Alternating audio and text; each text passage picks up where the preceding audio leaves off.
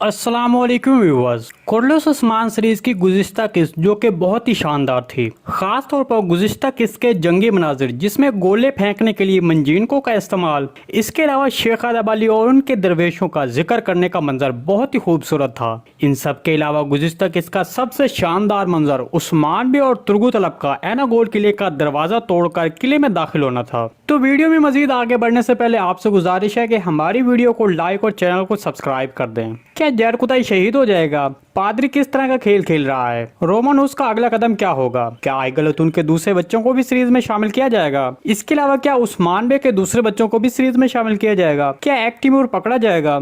तो चलिए इन सब सवालात के आपको जवाब देते हैं। सबसे पहले बात करते हैं कि क्या जैर कुताई सीरीज छोड़ने वाला है। देखें, जैसा कि आपने गुज़िश्ता किस्त में देखा कि जैर कुताई और गुंदोज बे साथ साथ जंग कर रहे थे। उस वक्त जब गुंदोज बे अपने बेटे एक्टिमूर के लिए परेशान हुए थे, तब जैर कुताई गुंदोज बे को तसल्ली देने की कोशिश करता है कि वो बहुत बहादुर है, उसे कुछ नहीं होगा। इसके बाद जब गुंदोज बे और जैर कुताई एनागोल किले की दीवारों पर चढ़ जाते हैं तो वहाँ जैर कुताई जख्मी हो जाता है। तो अगर हम गुज़िश्ता किस्त के तमाम मनाजिर पर नजर डालें तो उससे यही महसूस हो रहा है कि एनागोल किले की फतह के दौरान गुंदोज बे के साथ जैर कुताई भी शहीद हो जाएगा। देखें, अगर यहाँ पर कोई ये कहे कि जैर कुताई सबका बहुत प्यारा और सब शायकीन उसे बहुत पसंद करते हैं तो वो अभी सीरीज नहीं छोड़ेगा। तो इसके बारे में आपको बता चलें कि इस तरह की मिसाल पहले ही मौजूद है कि गोगतुक जिसे सीरीज में उस वक्त निकाला गया जब किसी को उसकी तवक्को नहीं थी। दूसरी तरफ रोमानुस अब दो तरह के काम कर सकता है। एक तो वो ओरहान बे और होलोफिरा को अपनी जान बचाने के लिए इस्तेमाल करेगा, और दूसरा काम जो वो करेगा मतलब मालूनतुन और बालातुन जो ओरहान बे और होलोफिरा को बचाने के लिए आ रही हैं,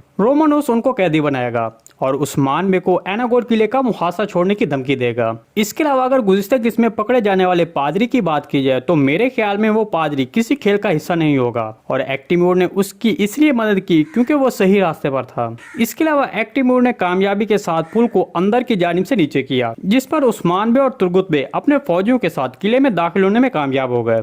हमारे तजज़िये के मुताबिक एक्टिमूर अब गिरफ्तार नहीं होगा क्योंकि अब वो गिरफ्तार होने की पोजीशन में नहीं है, और इसके अलावा किले की फतह अपने आखिरी मराहिल में पहुंच चुकी है और साथ ही उसकी जासूसी की ड्यूटी भी खत्म हो चुकी है। वो आने वाली किस्त में किले में उस्मान बे के पीछे लड़ेगा और किले में कब्जा करने में अपना हिस्सा डालेगा। दूसरी तरफ गुज़िश्ता किस्त में हमने ये भी जाना कि जैर कुताई और आइगलतुन के दूसरे बच्चे भी हैं और साथ में उस्मान बे के और हान और अलाउद्दीन बे के अलावा और भी दूसरे बेटे हैं।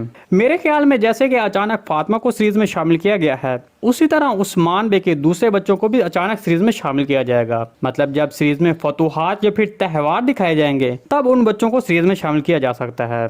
इसके अलावा जैर कुताई और आइगलतुन की दो बेटियां हैं और उस्मान बे के ओरहान बे और अलाउद्दीन बे के अलावा 4 बेटे मजीद हैं। जी दोस्तों, इस तमाम रिपोर्ट के बारे में आपको क्या लगता है कॉमेंट सेक्शन में लाजमी बताइएगा।